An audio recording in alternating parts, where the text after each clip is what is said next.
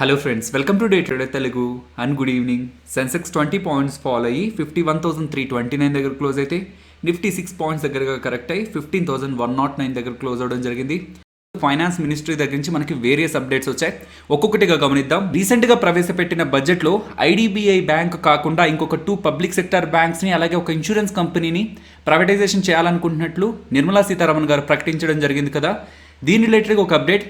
So ఆర్బీఐతో government work చేస్తూ ఉందని, ఈ బ్యాంక్స్ రిలేటెడ్గా 2 బ్యాంక్స్ని ప్రైవేటైజేషన్ చేస్తున్నారు కదా, పబ్లిక్ సెక్టర్ బ్యాంక్స్ని, వాటి రిలేటెడ్గా ప్రజెంట్ వర్క్ చేస్తున్నారని నిర్మలా సీతారామన్ గారు అయితే అప్డేట్ చేయడం జరిగింది. కాకపోతే ఇలా ఒక అప్డేట్ వచ్చేసరికి యూఎఫ్బియు వాళ్ళు, అంటే United forum of bank union వాళ్ళు, పబ్లిక్ సెక్టర్ బ్యాంక్స్ని ప్రైవేటైజేషన్ చేయడాన్ని నిరసిస్తూ మార్చి 15 అలాగే 16న 2 days స్ట్రైక్ అయితే చేస్తారని అప్డేట్ చేస్తున్నారు. ఎల్ఐసి ఐపీఓ రిలేటెడ్గా కూడా ఇంట్రెస్టింగ్ డేటా. ప్రీవియస్గా వచ్చిన అప్డేట్ ఏంటంటే అక్టోబర్ 2021 తర్వాతే ఎల్ఐసి ఐపీఓ ఉంటుందని మొదటి అప్డేట్ ఉంది. ఇంకొక అప్డేట్, ఎల్ఐసి పాలసీ హోల్డర్స్ ఉంటారు కదా, పాలసీదారులు ఉంటారు కదా, వాళ్ళకి 10% దగ్గరగా కేటగరైజ్ చేస్తారు, మీన్స్ వాళ్ళకి రిజర్వేషన్ కల్పిస్తారని కూడా అప్డేట్ ఉంది. సో మోస్ట్లీ వచ్చే ఐపీఓస్లో ఎంప్లాయీస్కి రిజర్వేషన్ ఉంటుంది, షేర్ హోల్డర్స్కి రిజర్వేషన్ ఉంటుంది కదా, అలాగే ఎల్ఐసిలో వచ్చే ఐపీఓలో పాలసీ హోల్డర్స్ కూడా 10% రిజర్వేషన్ ఉంటుందని ప్రెసెంట్ అయితే అప్డేట్ ఉంది. స్టాక్ మార్కెట్ రిలేటెడ్గా కూడా ఒక ఇంపార్టెంట్ అప్డేట్ రావడం జరిగింది. సో స్టాక్ మార్కెట్ రిలేటెడ్గా ఎస్టీటీ, సెక్యూరిటీ ట్రాన్సాక్షన్ ట్యాక్స్ కానీ, అలాగే లాంగ్ టర్మ్ క్యాపిటల్ గెయిన్స్ ఎల్టీసీజీని కూడా తొలగిస్తారు గవర్నమెంట్ ఆఫ్ ఇండియా చర్యలు తీసుకోబోతుంది ఈ బడ్జెట్లో అని కూడా చాలా స్పెక్యులేషన్ అయితే రన్ అయింది. కాకపోతే అటువంటి ప్రపోజల్ ఏది కూడా మా ముందు లేదు అని, అలాగే ఈ టొబాకో ప్రొడక్ట్స్, ఈ సిగరెట్స్ రిలేటెడ్గా ఎక్సైజ్ డ్యూటీని బడ్జెట్లో పెంచుతారని ఎక్స్పెక్టేషన్స్ ఉన్నాయి. అలా పెంచకపోవడంతో అది ఐటీసీకి పాజిటివ్ అయింది కదా. ఈవెన్ అలాంటి ప్రపోజల్ ఏదైనా ఉందా, కమింగ్ డేస్లో ఏదైనా పెంచే అవకాశం ఉందా అని కూడా వాటి రిలేటెడ్గా కూడా అనురాగ్ ఠాకూర్ గారు అయితే అప్డేట్ చేశారు. అటువంటి ప్రపోజల్ ఏది కూడా వాళ్ళ ముందు లేదు అని. Next crypto currency, bit coin, వీటి గురించి మాట్లాడుకోవాలి. గవర్నమెంట్ కమిటీ అన్ని క్రిప్టో కరెన్సీస్ని బ్యాన్ చేయమని ఒక నివేదికని సెంట్రల్ గవర్నమెంట్కి అందించిందని కేంద్ర ఆర్థిక శాఖ మంత్రి నిర్మలా సీతారామన్ గారు అయితే అప్డేట్ చేస్తున్నారు. అండ్ ఈ నివేదిక మీన్స్ ఈ రికమెండేషన్స్ అన్నింటినీ కూడా కేంద్ర ప్రభుత్వం పరిశీలించిన తర్వాత ఒక డెసిషన్ తీసుకుంటుందని ఫైనాన్స్ మినిస్ట్రీ దగ్గర నుంచి అయితే మనకు అప్డేట్ వస్తుంది. సో అన్ని క్రిప్టో కరెన్సీస్ని బ్యాన్ చేసి సెంట్రల్ గవర్నమెంట్ ఒక క్రిప్టో కరెన్సీని లాంచ్ చేయబోతున్నారని కూడా, so digital currency, block chain టెక్నాలజీతో ఒక కరెన్సీని ఇండియన్ గవర్నమెంట్ కూడా లాంచ్ చేయబోతుందని ప్రీవియస్ డేస్లో అయితే స్పెక్యులేషన్ రన్ అవుతుంది. ఇదిలా ఉంటే ఎలాన్ మస్క్ గారి కంపెనీ అయిన టెస్లా దగ్గర నుంచి నిన్న మనకి ఇంపార్టెంట్ అప్డేట్ బిట్ కాయిన్ రిలేటెడ్గా రావడం జరిగింది. బిట్ కాయిన్లో టెస్లా వాళ్ళు $1.5 బిలియన్ దగ్గరగా ఇన్వెస్ట్మెంట్ చేయబోతున్నారని, అండ్ కమింగ్ డేస్లో ఈ టెస్లా కంపెనీ తయారు చేసే కార్లకు కూడా బిట్ కాయిన్స్ని కరెన్సీగా యాక్సెప్ట్ చేయబోతున్నారని కూడా అప్డేట్ చేయడం జరిగింది. నెక్స్ట్ ఐఆర్సిఓఎన్ ఇంటర్నేషనల్ గురించి మాట్లాడుకోవాలి. వీళ్ళు ఫిబ్రవరి 15వ తేదీన 15న డివిడెండ్ అలాగే బోనస్, సో ఫ్రీ షేర్స్ ఉంటాయి కదా, ఆల్రెడీ స్టాక్స్ని హోల్డ్ చేసిన వాళ్ళకి కంపెనీ అడిషనల్గా ఫ్రీ షేర్స్ని ప్రొవైడ్ చేస్తుంది కదా, బోనస్ ఇస్తుంది కదా, వాటి రిలేటెడ్గా ఫిబ్రవరి 15న అప్డేట్ చేస్తారంటున్నారు. సో ఏ కంపెనీ రిలేటెడ్గా అయినా సరే ఈ బోనస్ కానీ, స్టాక్ స్ప్లిట్ కానీ ఇలాంటి అప్డేట్స్ వస్తున్నాయన్నా, ఆర్ఎల్సీ రైట్స్ ఇష్యూ కూడా ఇలాంటి అప్డేట్స్ వస్తున్నాయన్నా స్టాక్ ప్రైస్ అనేది పాజిటివ్గా డ్రైవ్ చేస్తుంది. వాళ్ళ 1 అరౌండ్ వీళ్ళ దగ్గర నుంచి ఇంపార్టెంట్ అప్డేట్ వచ్చింది, అండ్ స్టాక్ ప్రైస్ కూడా నియర్లీ 8% దగ్గరగా ర్యాలీ అవడం జరిగింది. నెక్స్ట్ ఐఆర్సిటీసీ గురించి మాట్లాడుకోవాలి. లాస్ట్ ట్రేడింగ్ సెషన్లో కానీ, ఈవెన్ ఈ ట్రేడింగ్ సెషన్లో కూడా కొంత స్టాక్ ప్రైస్లో గెయిన్స్ వస్తుండేసరికి ఏదైనా పర్టికులర్ రీజన్ ఉందా ఇలా స్టాక్ ప్రైస్ పెరగడానికని సబ్స్క్రైబర్స్ కామెంట్ సెక్షన్లో అడుగుతున్నారు. అప్డేట్ అయితే ఉంది, కాకపోతే మోస్ట్ ఆఫ్ ద స్టాక్స్ అన్ని ఆల్ టైమ్ హైక్ అయితే టచ్ అవుతున్నాయి. కాకపోతే ఐఆర్సిటీసీ స్టిల్ ఇంకా ఆల్ టైమ్ హైని అయితే టచ్ చేయలేదు. ఓఎఫ్ఎస్ రిలేటెడ్ కూడా అన్సర్టనిటీ, గవర్నమెంట్ వాటా నమ్ముతుందని ఒక ఉన్న నెగిటివ్ అన్సర్టనిటీ అంతా కూడా రీసెంట్ టైమ్స్లో క్లియర్ అయింది. ఐఆర్సిటీసీ వాళ్ళు ఆన్లైన్లో బస్ బుకింగ్ సర్వీస్ని కూడా స్టార్ట్ చేశారంటున్నారు. రైల్వే రిలేటెడ్గా ఐఆర్సిటీసీ వాళ్ళకైతే మోనోపోలీ ఉంది, బట్ ఈ బస్ బుకింగ్ రిలేటెడ్గా ఆల్రెడీ బిగ్ బ్రాండ్స్ ఉన్నాయి, టైట్ కాంపిటీషన్ అక్కడ నడుస్తుంది. బట్ ఐఆర్సిటీసీ వెబ్సైట్కి ఎక్కువగా అలవాటు పడుంటారు కాబట్టి ఇఫ్ ఐఆర్సిటీసీ వాళ్ళు ఈ బస్ బుకింగ్ సర్వీస్ రిలేటెడ్గా కూడా, బస్ బుకింగ్స్ రిలేటెడ్గా కూడా మార్కెట్ షేర్ని క్యాప్చర్ చేయగలిగితే దెన్ అది ఐఆర్సిటీసీ ఒక ఫ్యూచర్ రెవెన్యూస్ని పాజిటివ్గా ఇంపాక్ట్ చేస్తుంది. నెక్స్ట్ ఫ్యూచర్ రిటైల్ గురించి మాట్లాడుకోవాలి. 2 ఇంపార్టెంట్ అప్డేట్స్ ఉన్నాయి. ఒకటి రిజల్ట్స్ పోస్ట్ చేశారు, లాస్ పోస్ట్ చేశారు, దాని రిలేటెడ్గా మాట్లాడుకోవాలి. నెక్స్ట్ అమెజాన్ వాళ్ళు సుప్రీంకోర్టుకు వెళ్ళేదానికంటే ముందే ఫ్యూచర్ రిటైల్ వాళ్ళే సుప్రీంకోర్టుని ఆశ్రయించడం జరిగింది, దాని గురించి కూడా మాట్లాడుకోవాలి.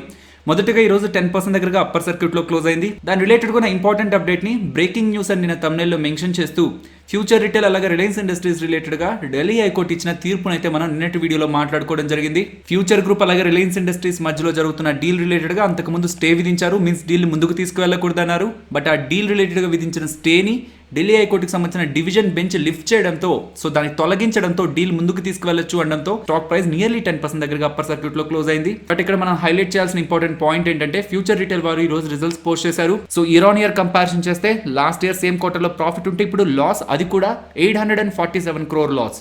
ఇది మనకి ఢిల్లీ హైకోర్టు రిలేటెడ్ గా అప్డేట్ రాకముందు పోస్ట్ అయితే స్టాక్ ప్రైస్ లో హెవీ ఫాల్ అనేది మనం గమనించుండొచ్చు. Because last year same quarter తో కాకపోయినా లాస్ట్ క్వార్టర్ తో కంపేర్ చేసిన లాస్ట్ క్వార్టర్ 700 crore, కాకపోతే ఈసారి 847 crore అనమాట.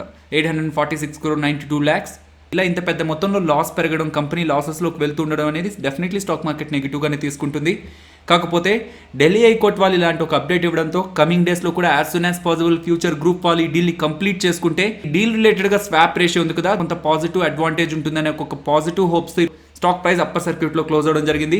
అండ్ ఈవెన్ ఫ్యూచర్ గ్రూప్ దగ్గర నుంచి కూడా ఒక ఇంపార్టెంట్ అప్డేట్ ఉంది. ఫ్యూచర్ గ్రూప్ వాళ్ళు సుప్రీం కోర్టులో కేవియట్ ప్లీని వేయడం జరిగిందనమాట. సో ఈ కేవియట్ ప్లీ అంటే ఏంటి? దానికి ముందు నిన్నటి వీడియోలో అమెజాన్ వాళ్ళ ముందున్న ఇంకొక ఆప్షన్ ఏముంది అనుకున్నాం, ఢిల్లీ హైకోర్టు డివిజన్ బెంచ్ దగ్గర నుంచి అమెజాన్ వాళ్ళకి నెగిటివ్ గా తీర్పు వచ్చింది కాబట్టి వాళ్ళు నెక్స్ట్ సుప్రీం కోర్టుకు మూవ్ అవడానికి పాసిబిలిటీ ఉంటుంది.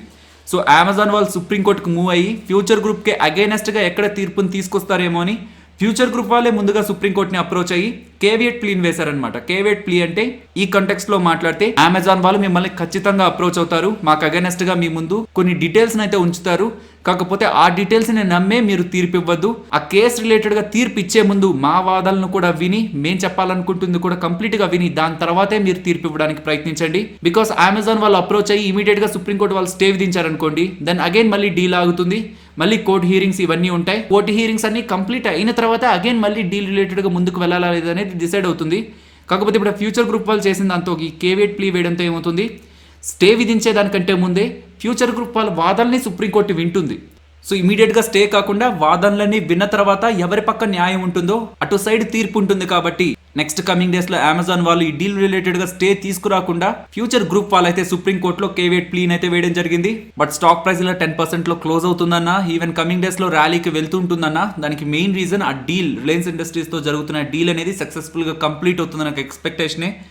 ముతూట్ ఫైనాన్స్ రిలేటెడ్ గా మొదటి నెంబర్స్ ని మాట్లాడుకుందాం. Next Sun TV, Torrent Pharma related గా ఫాల్ కనిపించింది స్టాక్ ప్రైస్ లో, అలా ఎందుకు ఫాల్ అయింది అనేది మాట్లాడుకుందాం.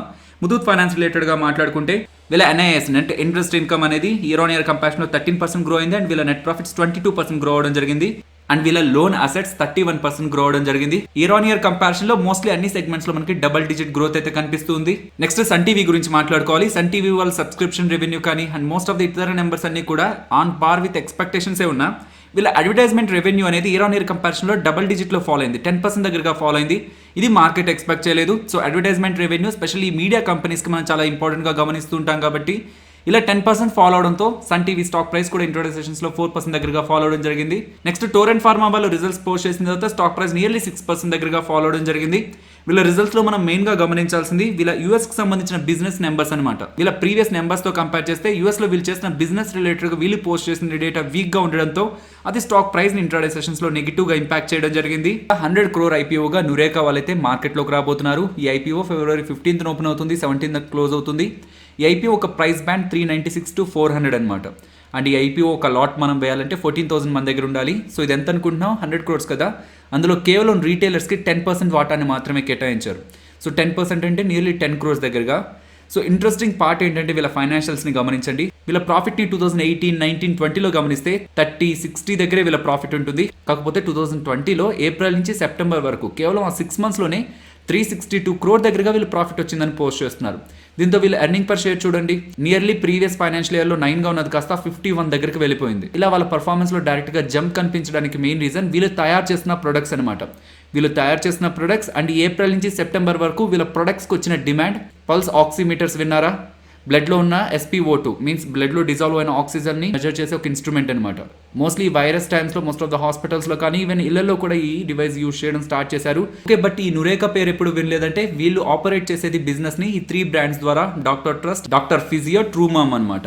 అండ్ వాళ్ళు ఈ 5 categories లో వాళ్ళ ప్రొడక్ట్స్ అయితే తయారు చేస్తూ ఉంటారు. వీళ్ళ మెయిన్ బిజినెస్ ఈ home and health care sector లో కదా. వీళ్ళకి మెయిన్ కాంపిటేటర్స్ ఈ ఓమ్రాన్ అలాగే డాక్టర్ మార్ఫెన్ వాళ్ళు. ఇది ఐపీఓ రిలేటెడ్ ఉన్న బేసిక్ డేటా. ఈ ఐపీఓ ఫిబ్రవరి 15th ఓపెన్ అవబోతుంది కాబట్టి చాలా టైం ఉంది కాబట్టి డెడికేటెడ్ వీడియోలో ఇంపార్టెంట్ పాజిటివ్స్, నెగిటివ్స్ అన్నిటిని కూడా నేను మీకు ఎక్స్ప్లెయిన్ చేస్తాను. నెక్స్ట్ నిఫ్టీ అలాగే bank Nifty support and resistance నిన్నటి లెవెల్స్ ని మెయింటైన్ చేస్తున్నాను. 15,000 లెవెల్ దగ్గర మీరు గమనిస్తే పుట్ రైటర్స్ ఇంట్రాడేలో 4,000 అండ్ ఓవరాల్ గా 20,700 కాంట్రాక్ట్స్ దగ్గరగా బిల్డ్ చేశారు. సో పుట్ రైటర్స్ కాన్ఫిడెన్స్ అలానే మెయింటైన్ అవుతుంది. కాకపోతే కాల్ రైటర్స్ దగ్గర ప్రీవియస్ గా లేని కాన్ఫిడెన్స్ మీన్స్ ప్రెసెంట్ ట్రేడ్ అవుతున్న లెవెల్స్ కి దగ్గరగా రీసెంట్ టైమ్స్ లో మనకి ఎక్కువ రైటింగ్ అనేది కనిపించలేదు. కాకపోతే ఈ రోజు ఇలా మార్కెట్ కరెక్ట్ అయ్యేసరికి 15,100 దగ్గర ట్రేడ్ అవుతున్నా 15,200 దగ్గర 2,800 కాంట్రాక్ట్స్ దగ్గరగా రైట్ అయ్యాయి. మీన్స్ ఇక్కడ నుంచి టాప్ సైడ్కి వెళ్తున్నప్పుడు 15,200 మార్క్ని నిఫ్టీ బ్రేక్ చేయదని కొంతమంది కాల్ రేటర్స్ బిలీవ్ చేసి అక్కడ ఈరోజు యాక్టివిటీని అయితే క్రియేట్ చేశారు. నేను గమనిస్తున్నంత వరకు ఎప్పుడైతే రేంజ్ ఇలా నేరో అవుతుందో మీన్స్ 15,000 టు 15,200, 15,200 కంటే అబోవ్ వెళ్ళదని కాల్ రేటర్స్, 15,000 కంటే బిలో వెళ్ళదని పుట్ రేటర్స్, ఎప్పుడైతే ఇలా రేంజ్ అనేది నేరో అవుతుందో రేంజ్ని బ్రేక్ చేసే ప్రయత్నం నిఫ్టీ ఆర్ బ్యాంక్ నిఫ్టీ చేసినట్లయితే ఏ సైడ్ అయితే ఆ బ్రేక్అవుట్ వస్తుందో ఆ సైడ్ మనకి స్ట్రాంగ్ మూవ్ అయితే కనిపిస్తుంది. బట్ కొంత సేఫ్ గా చూడాలనుకుంటే 14,800 టు 15,500 మోస్ట్లీ 700 పాయింట్ రేంజ్ లో నెక్స్ట్ వీక్ లో నిఫ్టీ ట్రేడ్ అవడానికి పాసిబిలిటీ ఉంటుంది. సో ఫైనలీ ఇది ఫ్రెండ్స్ మన వీడియో నచ్చిందా? నచ్చితే వీడియోని లైక్ చేయండి అండ్ ఈ వీడియో మన వాళ్ళకి యూజ్ అవుతుంది అనుకుంటే తప్పకుండా షేర్ చేయండి అండ్ మన ఛానల్ని సబ్స్క్రైబ్ చేయనట్లయితే ఛానల్లో ఉన్న వీడియోస్ని గమనించండి. ఇఫ్ ఆ వీడియోస్ మీకు ఇంట్రెస్టింగ్ అనిపిస్తే ఛానల్ని సబ్స్క్రైబ్ చేసి పక్కనే ఉన్న బెల్ ఐకాన్ని కూడా క్లిక్ చేయండి. మరొక ఇంట్రెస్టింగ్ వీడియోతో నేను మళ్ళీ మీ ముందుకు వస్తాను. అంతవరకు టేక్ కేర్. జై హింద్.